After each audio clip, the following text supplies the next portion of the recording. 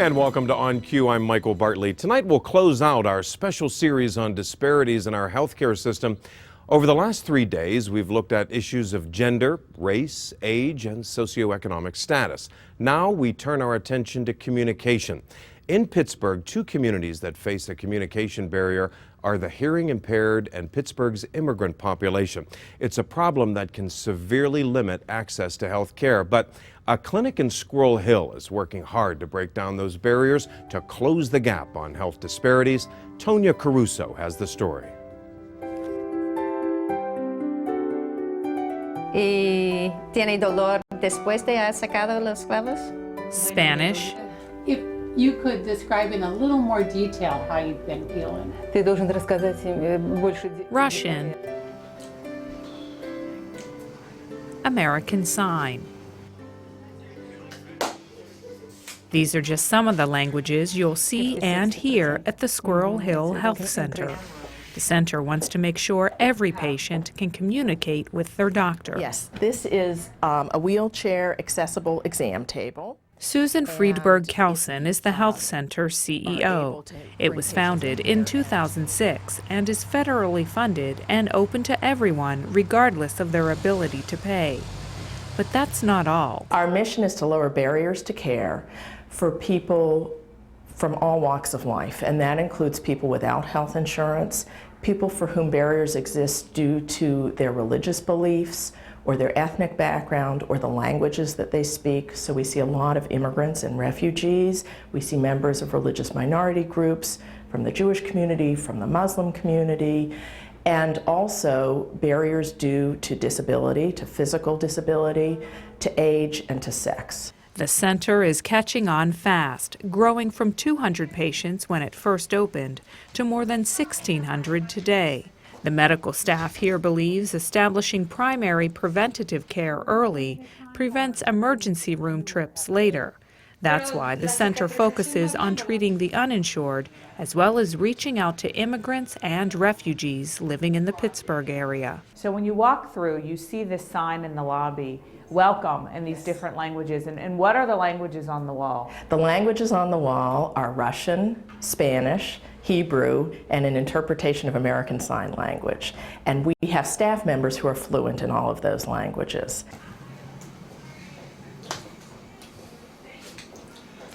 Dr. Deborah Gilboa is one of those staff members. She's fluent in both Hebrew and American Sign Language, also known as ASL. Dr. Gilboa worked as a stage manager for a deaf theater company in Los Angeles before becoming a physician. That's how she learned to sign. When James and Cheryl Noscazi's primary care physician retired, James went online looking for a new doctor and was thrilled to find Dr. Gilboa.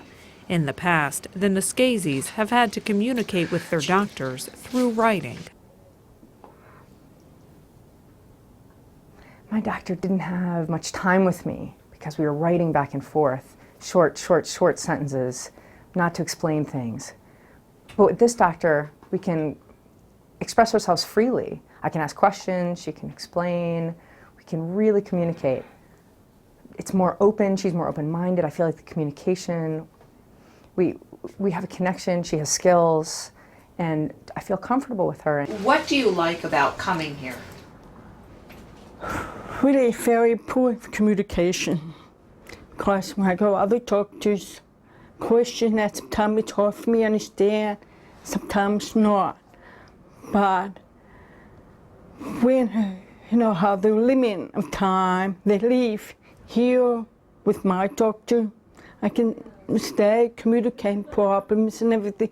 She has patience to stay longer and understand clearly a lot of things, words of whatever name, blah, blah, blah. She explains, I understand better. I feel that the service that I provide is really the understanding of the situation, because some people will find that my ASL, my American Sign Language, is clear enough for them and that they want to use me as an interpreter as well as a doctor, and that That's nice because then they don't have to worry in a small community that there are privacy issues, that they're going to see the interpreter that they had when they're out the next weekend, because many interpreters are in the same community. But really, I think understanding the situation, understanding the culture, and asking my patients, was that clear? Do you understand? Just having worked in the community long enough to know that I don't always know what's happening with the patient. Knowing enough to ask is really the service that I feel that I've learned to provide. ¿Cuándo empezó a...? Hace 2 días. Dr. Andrea Fox is the medical director at Squirrel Hill Health Center. Pero todavía no está. She's also fluent in Spanish. Just being able to be here to see anybody who walks in our doors is really a really good feeling as a physician, saying that we don't want to have barriers. If we do, let us know what they are.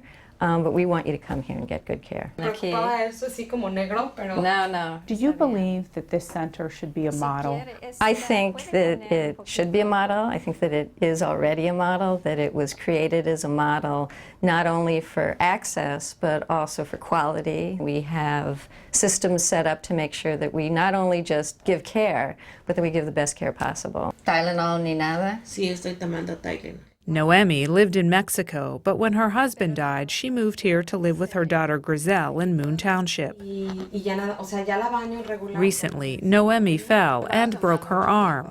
A friend of Griselle's recommended the Squirrel Hill Health Center. And when you found it, how excited were you? Oh my gosh, it is really, I feel really relieved, and my mom is really happy to be in here because Dr. Fox is really nice, the nurses are just awesome. And she can speak and say what she's feeling and express it better because it's her own language, other than having me translate all the time. And the warmth of the people, that's another thing that, like coming from another country, it's scary enough just to have another culture, and they do understand a lot of the different cultures in here. When is your next follow-up schedule? The center also has staff members who serve as translators, too. I ask him exactly what he's doing for fun. Translators and interpreters are free, a part of the many services the center provides. Patient care also goes beyond the office visit if needed. There's a social worker, nurse care managers, and a psychiatrist to ensure good continuing care. And the idea is that the patient's needs always come first, and that systems are created to serve the patient rather than the patient having to fit in to serve the efficiency of the system. So everyone here is part of that. We all understand that. We all know that we each have a voice in creating the best quality care for our patients, no matter what our job is, and that our patients' needs are what we're here to serve. And a big key to serving the community is eliminating the many barriers that can keep patients from care. And that's where the Squirrel Hill Health Center is making real progress. Would you say it's a fair assessment that the quality of their care is much greater when they're with someone who can understand them? If they have good communication provided, however that is for them, yes. I know that we have studies that show that that's one of the ways to help people stay out of the hospital if it's not needed. If you're starting to feel a little bit of chest pain and you feel like, I can go to my doctor and discuss that, you can do something, not just wait for the really big heart attack. And that really can make a big difference for people. Also, I don't know how to measure feeling good about your own healthcare, feeling that you have someone you can go to and discuss things with and be clear and open with, and how much that might improve your own well-being. What would you tell people about coming to this place? Oh, well, if you want to have a good entrance to your healthcare, if you want to really have a good experience, this would be the place to go.